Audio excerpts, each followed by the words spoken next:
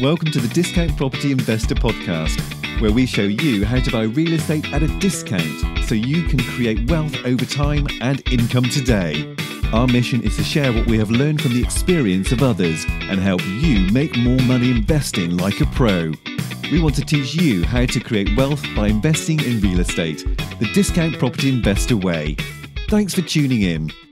Great. All right, guys, welcome back. Discount Property Investors. This is your host, David Dodge, co-host Mike Slane. Hey, guys, welcome back. Hey, Mike, how you doing today, buddy? Man, I'm doing great, Dave. I'm doing great. How about yourself? I'm doing fantastic, man. Fantastic.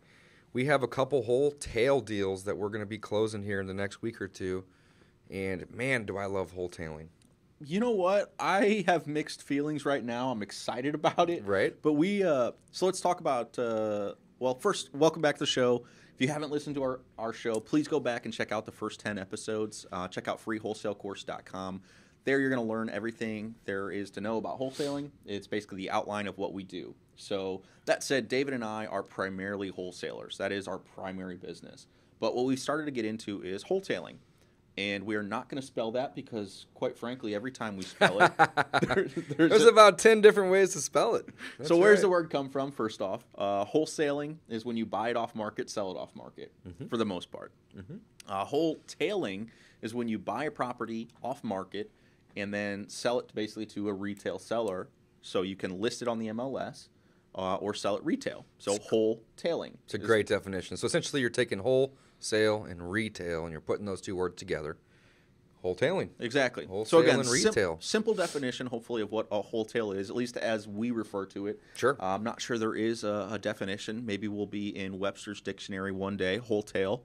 That is a phrase that needs to get up there eventually. Anyways, so what is wholetailing and why do I have mixed emotions about it? Well, we're primarily a wholesale company and we're used to the quick cash. We are. So what you do with the wholesale, you line up that A buyer or the seller, and you put your AB contract in place. Then you line up your buyer. You put that BC contract in place, and you close it, and you just get a check. You walk away from the closing table with a check. The wholetailing, we actually close on most of the properties, and one of the other investors says it best. One of the other St. Louis guys says you knock the ugly off of it.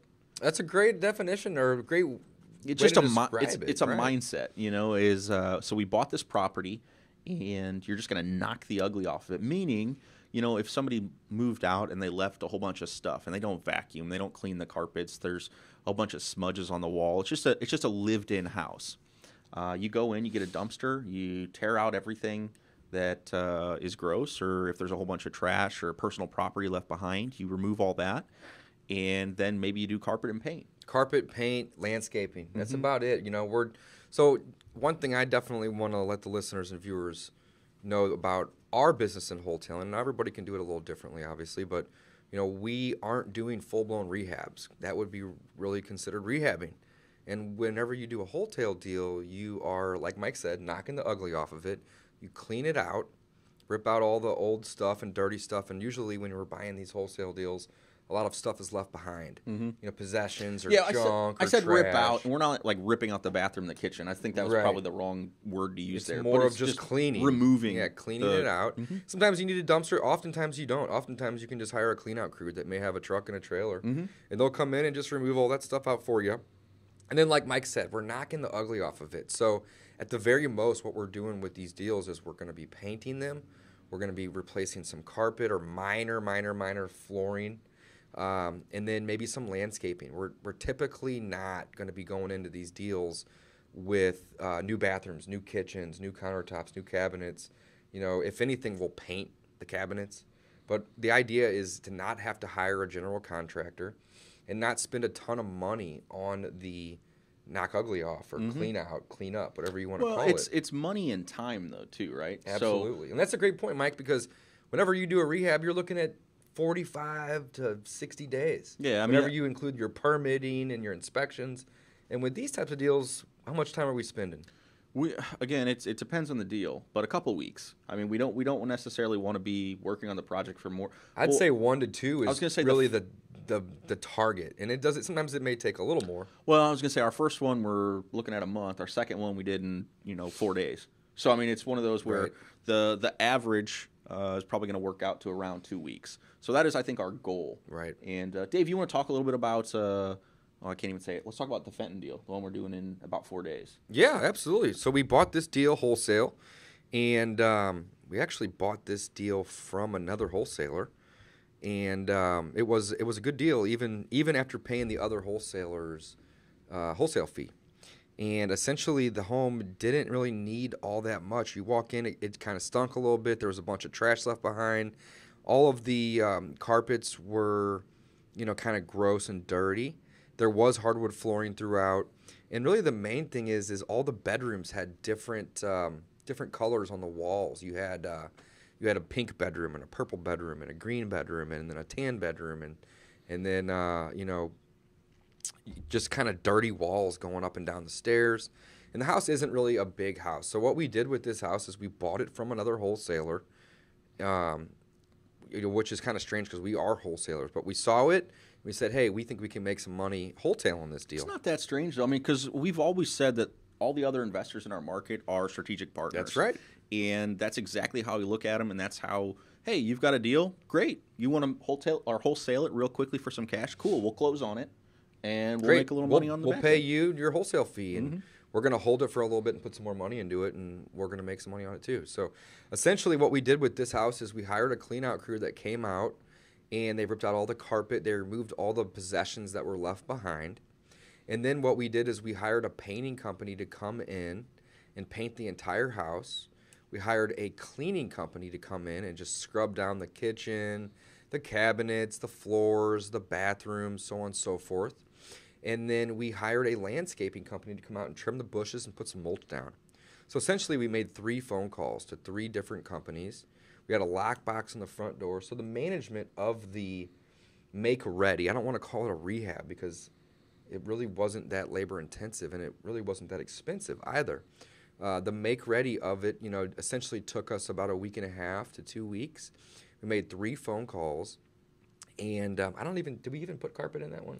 Well, I can't remember if we did or no. not. So the upstairs had the hardwood or the laminate flooring Right. in some areas, and then the downstairs had carpet that we ripped out, and I believe we painted. You just painted the floor. That's right. You're right. Okay. And then, you know what? There was a 4th company that we hired to stage. It was a light staging. I think we paid $500 or $600 to have it staged, and again, it was very light. Just a couple pictures on the walls, and a little table with some chairs in the kitchen and a couch, and that's about it. And we have that property. Is it on the market, or is it going on the market today or tomorrow? It should be on the market today. Should be on the market today. Yeah. So again, what we've done is we've essentially bought in wholesale, and we are just doing the quick make ready. And the advantage of doing the quick make ready, in my opinion, is there's 2 of them really: cost and time. We didn't need to hire anybody to do anything major. We didn't need to get any permits from the city or the county. We didn't have to have any inspectors coming in and bothering us because we weren't doing anything with the electrical or the plumbing or structural. And essentially, we just cleaned it up, painted it, added some new things, and gave it a little bit of curb appeal. So why does that make sense, though, too? So, why would we want to do that? Why would we want to sink $100 and something thousand into a property and wait a month? Because, again, we're going to, it took us a week and a half or a week or so Sure. To get it done. And That's then a great question. Somebody's going to have to come in with a loan probably and purchase the property, and it's going to take another 30 to 45 days to close. So why do we want to do that? That's Dave? a great question, Mike. And really, it comes down to the pros and cons of doing wholesale versus wholetail. So as you mentioned earlier, with wholesale, the pro is you get paid quick. Usually, you're in and out of the deal in 2-3 weeks. And if you don't have the cash to close. And if you don't have the cash to close, so absolutely, there's multiple advantages. Great point. So with the wholetail, typically you can make a lot more than you can off of the wholesale. So a wholesale fee could be anywhere from $2-3 grand on the low end to 10, 15, 20 on the high end. With the wholetail, your low end typically is at least 10, and your high end is really as high as you can sell it for. There's really no maximum.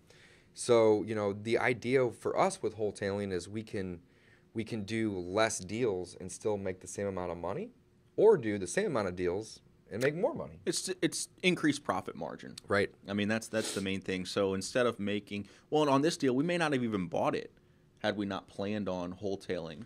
Right. Because you mentioned we bought this particular deal down in Fenton from another wholesaler.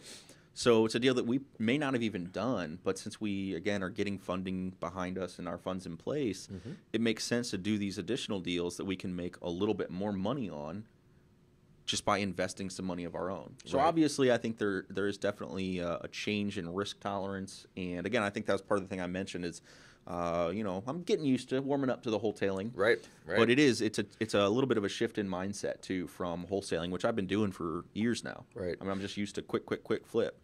And this takes a little bit more time. But our profit margins are expected to be much larger, and that is. So let's talk about the time frame, though. So whenever we do the wholetail, obviously we have to purchase the property. So one of the things that you need is funding in place. So we have to actually close on the property, and then you're looking at typically 1 to 2 weeks, maybe it could be as long as 3, to do that make ready, to do that clean out and that paint and that cleaning, so on and so forth. And then what you want to do is you want to get an agent, if you're not already one, get one that you can work with that will list that property on the market. And, ideally you still want to price that property 5 to 10% below the comps in the area of what that property really is worth, because you don't want it to sit on the market for 4 months. You want it to sell, hopefully within the first week or two. And by dropping the price down 5 or 10% from what it's really worth, you're going to get a lot more interest in that property from your buyers, okay? But essentially, once you get you get an offer and you accept that offer, 9 times out of 10, they're going to need financing. They're going to need a bank to get them a loan, and that process doesn't typically happen quickly. Now, it doesn't take forever by any means, but you're looking at a minimum of, what do you think, Mike, 30 days? A minimum of 30 days. Minimum. I mean, at least. That is a pretty quick close. I think with the market the way it is, that's another reason we didn't even touch on. So the market is pretty hot here in St. Louis. I suspect that it is in most areas across the country. Everyone seems to be talking about how the real estate market is really heating up. It is. It's heating up. So that's another reason that we're entering this strategy. So the market's hotter, so we're expecting more offers that are qualified buyers. So we're expecting to get, like Dave said, we price it a little bit lower. So we're expecting to get a little bit more attention from qualified buyers and hopefully get an offer within the first couple days that makes sense. Right. And oftentimes if you price it low, like let's say we wanted to really just move it quick and we put it at 10, maybe even 12% below the real value, oftentimes we'll get multiple bids and multiple offers, and people will start competing against that property, and you can actually get more money than you were even asking for it, because you may have 2 or 3 parties there that are saying, hey, I really want this property, and they say, I'll give you $5,000 over asking, so on and so forth. So there are advantages often from putting that property out at a 5-10-ish % under market asking price. So we've got several of these going on right now. Let's you want to jump ship? We'll talk about the Baldwin deal, or you want to talk about the what's the one? Well, the Baldwin deal was actually we planned to wholetail, but we essentially rehabbed that house. So no, I'm sorry. Let's talk about let's not talk about Kerr's Mill. That deal. Kerr's Mill is a good example. It's also in Baldwin. It's also in Baldwin. You're right. Absolutely. I'm thinking of a different address here. So that one was actually a very unique situation. We did a wholesale with that, and we didn't do a single thing to make it ready. So when we bought it wholesale. We bought it direct from the seller, and he was a landlord. He had owned the property for 30 years, lived in it for 15, had rented it for 15 approximately. And when we walked through it, it needed a couple things, but it was all very minor stuff. And, we said, hey, instead of us wholesaling this deal, let's just list it on the market, via an agent and get it up on the MLS. But let's not do anything. So let's talk about the property. We didn't clean it out. We didn't clean it. We just literally listed it. This is one of my favorite things, or one of my favorite terms. I call it a time capsule home. Right. Because it looks like a house that was built in 1960. So it's got pink bathrooms and green tile and stuff like that, where you walk in, it just feels like, oh, this is a nice house 40 years ago. Right. So that's exactly what and you can move into it today. Right. It's just dated. It's all livable. Everything's functional. There's nothing wrong with the house per se. It's just not something that's up to today's, everybody's modern tastes or whatever. So Right. Yeah, so great property. I mean, really a good property. It's a good one. So we went in with an aggressive offer. We knew there was competition on the deal. Dave, I think you were out there that day as well. Yeah, there was wholesalers leaving the property as I arrived, and there was wholesalers arriving as I was leaving. Mm-hmm. So I knew immediately, hey, there's a lot of competition, and we need to kind of come in on this with a really aggressive offer, and we did. We came in with an offer, and really the offer that we gave would have left very little room for us to wholesale it. We probably could have made a couple thousand on the wholesale, but we came in aggressively because we had the intentions of wholetailing it. Mm-hmm. We knew we were going to buy it and list it, either make very, very little repairs like cleaning out and whatnot, or just nothing. And in this scenario, we didn't do a single thing. We got the lockbox in place, put it on the market, and did we sell that one? Yeah, it's sold. We got an offer on that, didn't we? Okay, Yeah. cool. So we got an offer on that one, and it's sold. I mean, we can talk. You want to talk numbers? We can talk numbers on it. Sure. So that one we bought for $156, Mm-hmm. I believe, and we've got the sale price at $180. 180. Now, there's several things though you have to factor in when you're doing a wholesale though. So that's not all profit on the wholesale deal, and there's first the money cost. So unless you have the pile of cash sitting in the bank account, you're going to have to factor in getting a loan or a bank loan on it. So you're going to have to pay for that. You're also going to have to factor in, if you list it, that even if you're a real estate agent, you're not going to have to pay the full 6% or 5%, but you are going to have to pay the buyer's agent typically. Right, which is anywhere from 2.5% to 3%. Exactly. Typically, So we do 2.7. That's what we offer. Yeah, it's 2.7. So there is another 2.7% that we have to pay out on that, in addition to closing costs, which are pretty normal for a wholesale deal as well. Mm-hmm. But it's just kind of some additional cost is that agent's fee and the holding cost or the financing costs. Right. So something to be aware of, that there are additional costs when you're doing the wholesale as well, even if we don't do any work to the property. Right. So Mike, let's talk about this real quick when it comes to wholetailing. So, we have, at least we think, probably the largest buyers list in the St. Louis area. It's a massive list by all means. But, there are some advantages of putting the property straight on the MLS, listing it with an agent and getting it out there. Mm-hmm. Because, there's 2 million people in St. Louis, and, our list is several thousand people. But, we don't have every single investor and every single landlord on our list. Well, and that's the thing, and you're never going to get everyone on your list. You're never going to get everyone on your list. The MLS, what is it? The Massive list of sellers. massive list of sellers. But it's also yeah, that's what I was going for, but it's the exact opposite. Right. You've also got more eyeballs out there. That's where everyone's looking to buy properties too. Right. And especially your non-seasoned, non-full-time investors. That's a great point, because not every rehabber or landlord knows a wholesaler. Mm-hmm. And or knows that you can go out and get a property at 20, 30, 40% discount.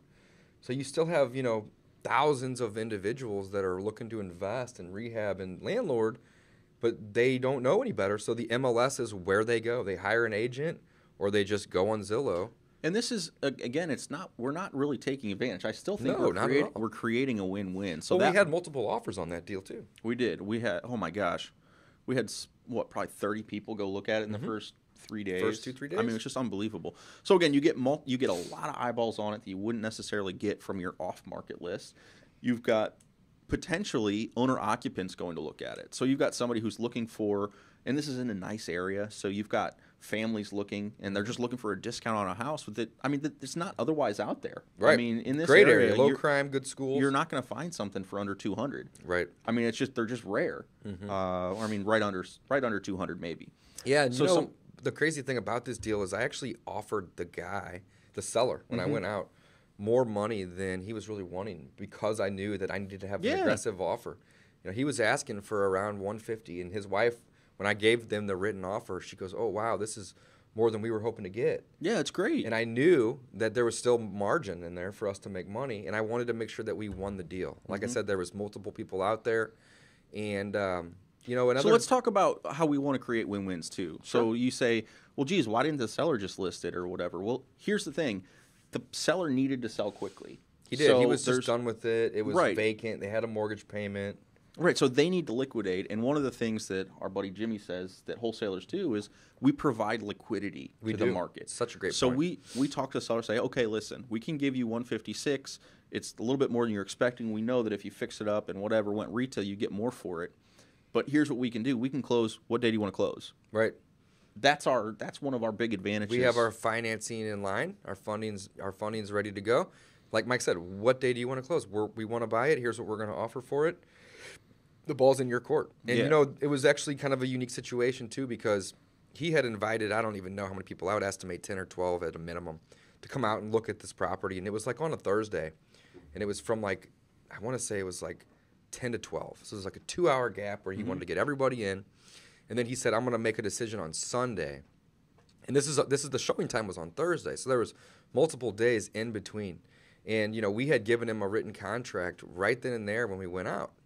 And we called him back that evening and said, hey, we realize that you're wanting to get all the offers and get all the information.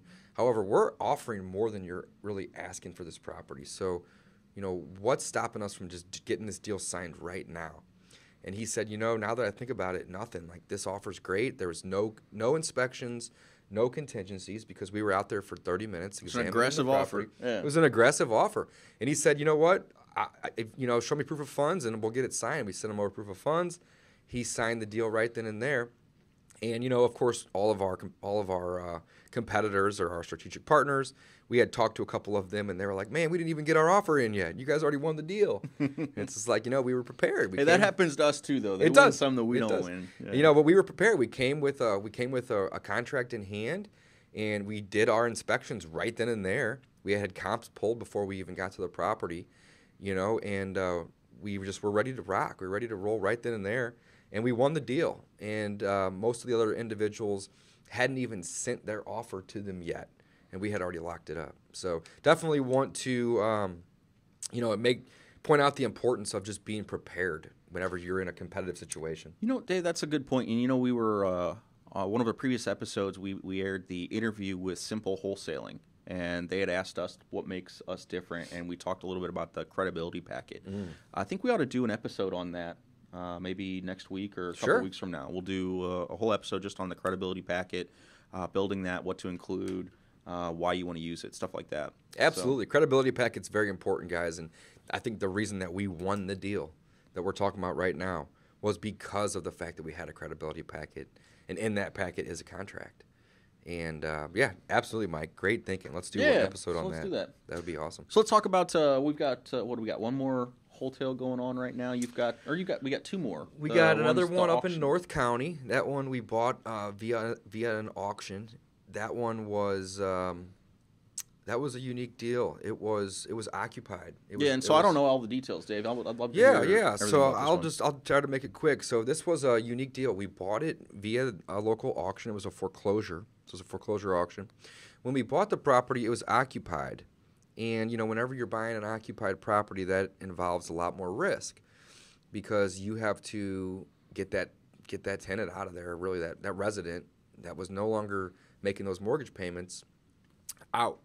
So we purchased the home at the auction, and then we went up to the home and knocked on the door, and, we said... Real quick, I'm sorry I'm going to interject, Please. One of the reasons you're able to get it for a good deal, though, too... is because of that. Because of that. That is an issue. That is a problem. So you're buying this problem, but that allows you to make money on the deals. So not everyone at the auction is going to want to deal with that, or they all know, hey, this is going to be an issue, so we're going to keep... the price has got to be lower. So It's a good thing. I mean, it's and there was competition there, Mike. Whenever we went to the auction, there was several people that were bidding on it, but, the bidding, it just kind of started to cool down a little bit once the price got a little bit higher because there was that added risk, like you said. So essentially, though, we purchased it. We went and we knocked on the door, and we weren't able to reach the owner/resident that initial time that we went and Former knocked. owner. So we skip traced the address and found out the owner, and we found the phone number, and we called her, and she was actually a really sweet lady. And we just said, hey, we purchased your home, via the auction. We're sorry to inform you, but, we need you to move along. And we had asked her, what her plans were. And she said, I'm aware that the home was sold and that I haven't made a mortgage payment. And she was well aware of the fact that the home was going to be sold. And I think she was happy that we were nice whenever we came Yeah, to her. I bet. We weren't like, hey, get out. We were like, hey, do you have plans to move? And what we did is we even offered what's called cash for keys. And we said, listen, we're not trying to be the bad guy here. Like, we're investors. This is just how we, this is how we pay our bills and make a living. We buy houses, and oftentimes people live in them. So, if you need help moving your stuff out or need a deposit on your apartment or whatever the case is, we'll be happy to give you some cash once you are out and you deliver the keys to us. And she's like, oh, that'd be great. So essentially what happened is, she moved all of her stuff into an apartment. It took her about 2.5 to 3 weeks to locate the apartment, get the lease signed, and then actually move in, which was fine. We told her we would give her 30 days. And we said, hey, if you can deliver us the keys and the garage door remotes and everything, once you're out and, obviously nothing has been vandalized, then we'll give you $500. And oftentimes we'll offer $1,000 or $1,500. But in this scenario, when we told her $500, she jumped on it and said, that would be amazing. I would be grateful to get that money. Well, heck, who wouldn't, Right. I mean, we do the same thing with some of our tenants, too, when Absolutely. they're falling behind. So cash for keys is a great technique to use. It is. Yeah. It is. So essentially, though, it was great. They even called a dumpster out to the home and cleaned out the house. Nice. There was literally nothing left behind. They did all the hard work for us. That's great. They didn't pull the carpet. They didn't paint. But they removed all the trash. And the home was actually in pretty clean condition. I want to say they probably cleaned it. Yeah. That's great. I was going to say that's a couple $100 worth of work right there. Absolutely. And I didn't even ask her to do that, nor did I expect it. But she just was a sweet lady. Yeah. We ended up working out really nice. So to sum it up, we met her at the property after she moved out, and she had a Ziploc baggie full of keys, and she had a couple garage door remotes for us, and we exchanged the keys for for $500 in cash. And that was it. And, she was such a sweet lady that we didn't even change the locks. She said that she moved up the street and that she wanted to know, what we were going to do with the property. And we told her that we were going to either be rehabbing it or, finding a rehabber that would buy it. And she said, would it be okay if I came back, in a couple weeks to see the progress? I'm just curious what you guys do. And I said, absolutely. No problem at all. Just shoot me a call or a text so I can notify, either our rehab company or our buyers, so you don't spook them. And she said, yeah, of course. And I just threw a lockbox on the front door, and we listed it on the market a day or two later. And that one actually hasn't sold yet, but we're getting offers on it. We purchased the home for $82. We listed it for $109, and we've had 10, 15 showings on it. And I'd expect that we'll get a contract on that in the next couple days. Right. Awesome. Yeah, great wholesale. And that was the one we expected ARV of what, like 130, something like that? Yeah, 130 to 140. And the home so needs 20 to 30 grand worth of work, but it's move-in ready again, kind of like the other deal we talked about, to where, it would be a great deal for a landlord that wanted to buy it and put a couple thousand into it. It'd be a great deal for an owner-occupant that's kind of got some handyman experience that could fix up the property. Or it'd be a great deal for a rehabber that wants to go in and, put 20, 30 grand into that property and then sell it for a $10,000 or $15,000 profit. Right. So it opens up a lot of options when it comes to exiting the deal, because we're not just looking for a rehabber or not just looking for a landlord. We have multiple exit strategies. Yeah. Well, it's but the potential buyers. There's just a lot more potential buyers for the property. Bigger. Yeah. Absolutely. So great. Well, I think that's kind of what we've got going on with the wholetailing strategy.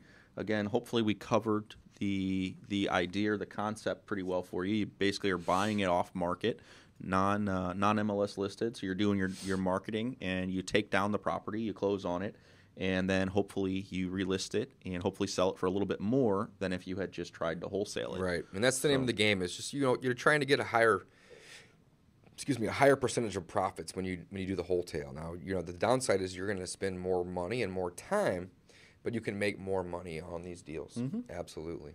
So one thing I do want to add really quickly, though, is, if you can buy it directly from the seller, wholesale, that's great. But you can also buy it from a wholesaler. You're still buying it wholesale. If you buy it from a wholesaler, you're going to pay them a fee for locating that property, but you're still getting it off market, and you're getting a discount on it. So you can wholesale properties that you're buying from wholesalers Or you can wholesale properties that you're buying direct. That may be a great strategy for somebody starting out right now Right. if they've got some money. And don't have a ton of rehab experience. Right. Especially if you don't want to get into the whole marketing game real heavy. Right. Just go out and meet a whole bunch of wholesalers and find deals from wholesalers. Clean them up a little bit and list them. I mean, that's a great strategy. It is, man. And we sell to rehabbers that often do the make ready. Mm-hmm. The make ready rehab versus the full blown gut rehab, and they do great as well too. So wholetailing, guys, great strategy. Go ahead and consider implementing that if it makes sense for you and your business. Want to thank everybody for listening, and encourage you guys to check out the free wholesale course if you hadn't. Learn everything that we know about wholesaling, and we'll go ahead and close up with a quote. Dave, you want to do the quote today? Sure, let's do it. So the quote today is, "Real estate cannot be lost or stolen, nor can it be carried away. Purchased with common sense, paid for in full, and managed with reasonable care, it is about the safest investment in the world." And is that a quote by Franklin Roosevelt? I believe so. Awesome. Very cool. Hey, guys, thanks for listening. Thanks for listening to the Discount Property Investor Podcast. If you enjoyed this episode, please like, share, and subscribe to help us reach a wider audience. We would also appreciate it if you left us a review on iTunes or Stitcher. Thanks in advance for your support. And remember, you make your money when you buy and get paid when you sell. Now let's go build some wealth.